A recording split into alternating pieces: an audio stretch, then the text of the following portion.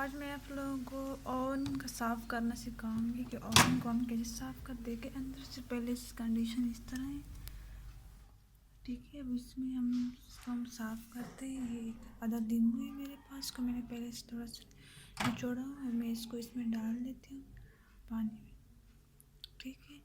अब इस पानी को हम ओवन में रखते हैं 30 मिनट के लिए। ओवन चला लेते हैं।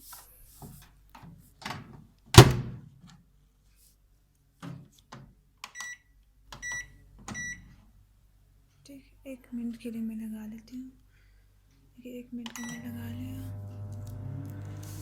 ठीक है। अब आप देख सकते हैं 1 मिनट गुजर गया, तो अब हम ओवन ऑन करते हैं, इसको बाहर निकालना।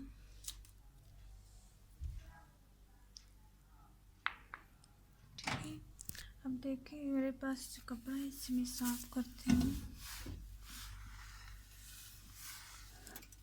देख सकते हैं ये सारा सब कुछ कितना नरम पड़ गया है।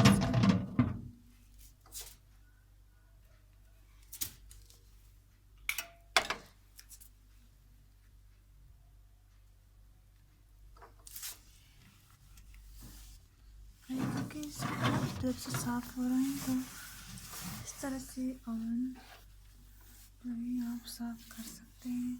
नींबू को 1 मिनट इसमें रख दें, इस तरह से बिल्कुल नीट और क्लीन हो जाएगा। Thank you.